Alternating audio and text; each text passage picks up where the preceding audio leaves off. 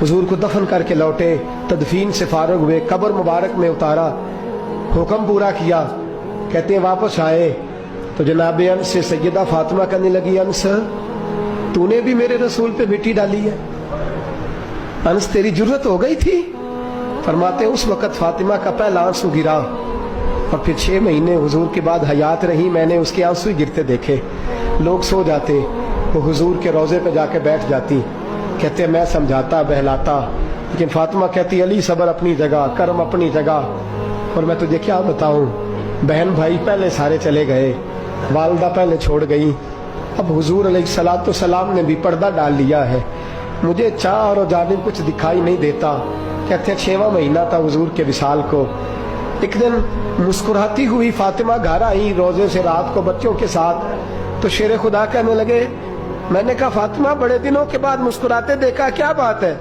तो कहने लगी अली आज मेरी आंख लग गई थी, मुझे हुजूर ख्वाब में मिले हैं, तो मुझे हुजूर ने कहा तू रोती क्यों है?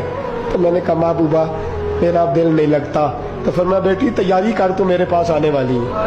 हजरत अली फरमाते बस फातिमा बीमार हुई, चंद दिन गुजरे तो मुझे बुलाया, वो कहने लगे अली वक्त जाने का आ गया है, ये अली के घर की है इज्जत अली से सुनते, नबी के घर की है इज्जत नबी से सुनते, वो जिसने मुअज़्ज़ज़ किया घराने को, हुसैन पाल के जिसने दिया जमाने को, जाने का वक्त आ गया है अली।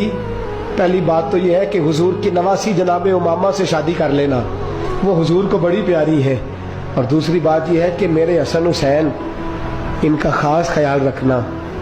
और तीसरे लफ्ज कहे तो हजरत अली तड़प के रोए, कहने लगी मैंने वक्त गुजारा है, आपकी हुकूक मेरी जिम्मेदारी थे, मैं इंसान थी भूल जाती थी, अगर मुझसे कहीं कोई कमी रह गई हो तो मुझे रज़ाए इलाही से दरगुजर करना, कहीं मैं हुजूर के सामने जाके शर्मिंदा ना हो जाऊं। शेर खुदा करम अल्लाह ताला वजहुल करीम फरमाते मैंने हाथ थामा और मैंने कहा फातिमा अली का बड़ा मर्तबा था, पर जो तेरी निस्बत से कमाल था वो तेरा ही था।